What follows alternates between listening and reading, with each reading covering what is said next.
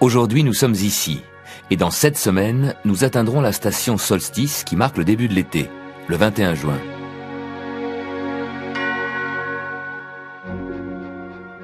Tous les 2 ans, nous dépassons Mars.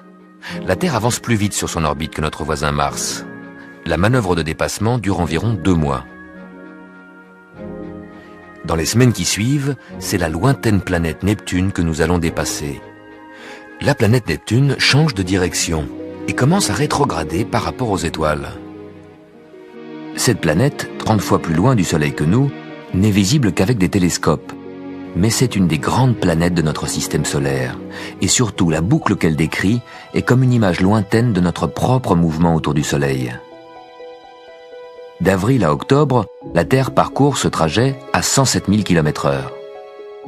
Neptune est 5 fois plus lente. Et devant l'arrière-fond des étoiles, Neptune semble revenir en arrière.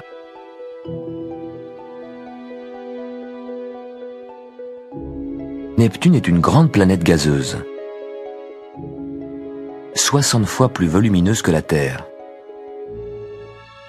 La Terre tourne beaucoup plus vite autour du Soleil que Neptune, qui met 165 ans pour faire le tour. Pendant toute notre vie, Neptune n'aura donc parcouru que la moitié de son orbite. En 1 an, pendant que la Terre fait un tour complet, Neptune n'aura avancé sur son orbite que d'environ 2 degrés. On va la retrouver presque au même endroit dans le ciel qu'aujourd'hui. Les planètes extérieures, au-delà de Mars, circulent toutes très lentement. Uranus met 84 ans pour contourner le Soleil. Saturne, 30 ans. Jupiter, 12 ans. Chaque mois, la Lune nous aide à trouver Jupiter dans le ciel, car chaque mois elle passe en alignement avec Jupiter. Lors de ces conjonctions Lune-Jupiter, nous pouvons voir Jupiter, une planète très brillante à côté de la Lune. Jupiter est la plus grande planète du système solaire. Elle est entourée de 16 satellites. Prenez des jumelles, vous pouvez en voir 4. Ils tournent tellement vite qu'ils changent de place toutes les nuits. Jupiter se trouve parfois derrière le Soleil, invisible. Cette grande planète met 12 ans pour faire le tour du Soleil. Ça veut dire qu'en 1 an, pendant que la Terre fait un tour complet, Jupiter ne parcourt que le 12e de son orbite. Quand Jupiter se décale du Soleil, c'est la Terre qui se déplace.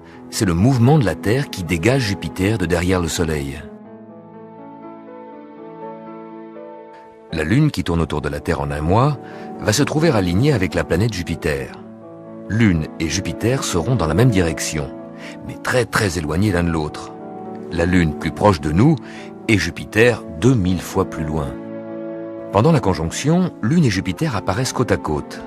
Grâce à la Lune, vous trouverez Jupiter dans le ciel. Parfois Jupiter est visible tôt le matin. Pour les lève-tard, patience. Quelques mois plus tard, vous pourrez voir Jupiter le soir. Jupiter, comme Saturne, était connu dès l'Antiquité. Sans télescope, les astronomes exploraient déjà le système solaire. Uranus, Neptune et Pluton, les autres planètes extérieures, n'ont été découvertes que bien plus tard. Parce qu'elles bougent très lentement sur leur orbite, on a du mal à les distinguer des étoiles. Uranus, grande planète gazeuse, 20 fois plus éloignée du Soleil, met 84 ans pour en faire le tour. L'axe d'Uranus est pratiquement couché sur l'orbite. Il pointe toujours dans la même direction. Ce qui fait qu'Uranus, parfois, semble rouler sur son orbite comme un ballon.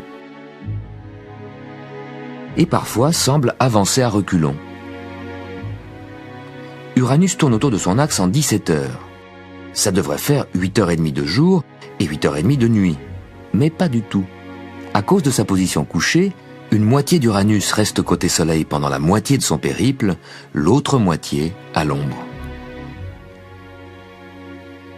L'année d'Uranus dure 84 ans, 42 ans au Soleil, 42 ans à l'ombre. Un long jour et une longue nuit.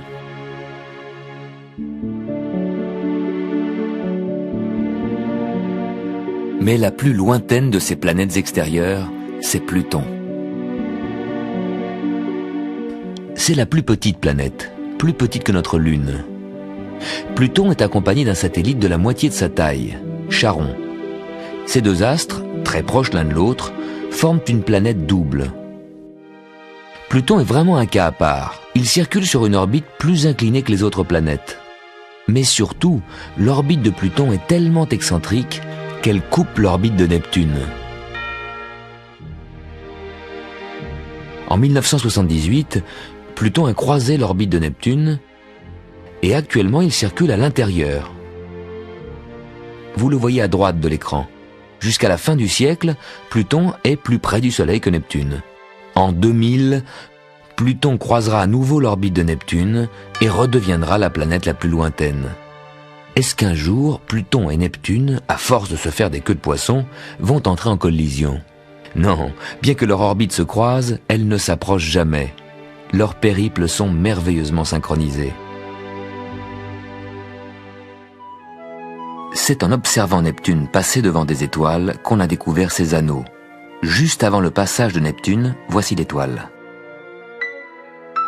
Elle s'éteint 2 fois, puis après le passage, dans le même laps de temps, l'étoile de nouveau s'éteint 2 fois.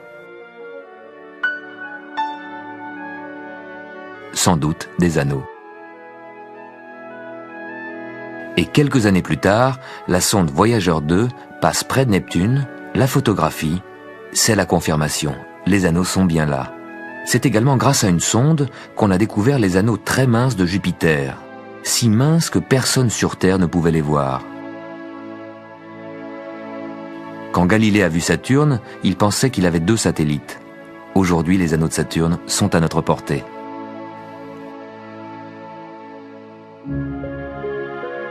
Autour de certaines étoiles, en dehors de notre système solaire, les astronomes commencent à découvrir des planètes. Ces planètes semblent être de la taille de notre planète géante Jupiter. On peut donc penser que si on observait notre Soleil de très très loin, on pourrait tout juste distinguer Jupiter, alors que la Terre, toute proche du Soleil, serait certainement invisible.